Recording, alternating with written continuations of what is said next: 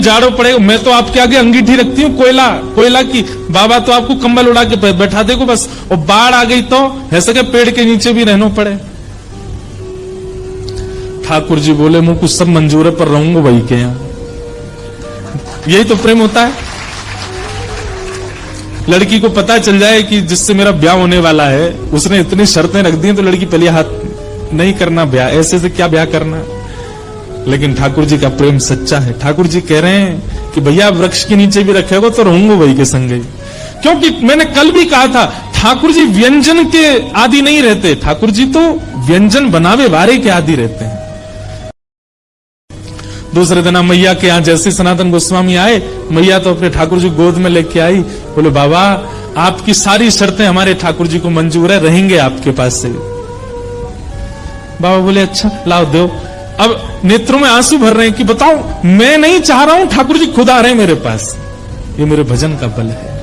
अपने हृदय से लगा करके श्री मदन मोहन लाल जी को लेकर के आए, नेत्रों से अविरल अश्रुधार गिरते जा रहे हैं। बोले ठाकुर जी झोंपड़ी से महलों में जाते हुए लोगों को देखा, पर महल से झोंपड़ी में आते पहली बार देख रहा हूं। चौकी भी नहीं है एक बैठाने के लिए, नीचे फर्श पे ही गोबर का ऊंचा सा एक बना दिया चौकटा, उसी पे बैठा दिए ठाकुर जी। सनातन गोस्वामी के हाथ पैर कांप रहे हैं, कहीं ठाकुर जी को कोई दिक्कत नहीं हो जाए। जल की व्यवस्था कर दी। अब बोले अब क्या भोग लगाऊं, मुझे तो सब्जियां भी बनानी नहीं आती, मैं तो आटा लेके आता हूं, यमुना जल में माड़ करके मोटा सा आटा टिक्कर बना करके और रज में भीतर धर देता हूं, 2-2 दिन में उसी में से निकाल के पाता रहता हूं, इनका कैसे भोग लगाऊं मैं।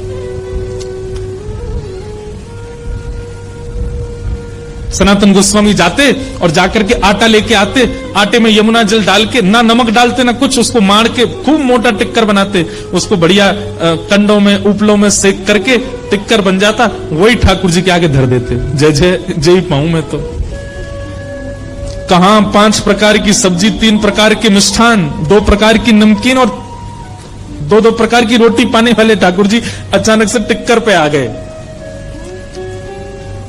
4 दिन तक ठाकुर जी का टिक्करों का ही भोग लगा, और उसमें भी सनातन गोस्वामी ठाकुर जी को उठाते, भोग लगाते, फिर सुला देते, और फिर अगला भोग 24 घंटा बाद लगेगा।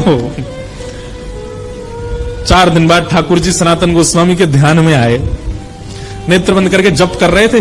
जैसे ही ठाकुर जी आए, जय जय आपकी सेवा बढ़िया चल रही है, कोई दिक्कत तो नहीं है, आप सुखी हो, आप आनंद में हो।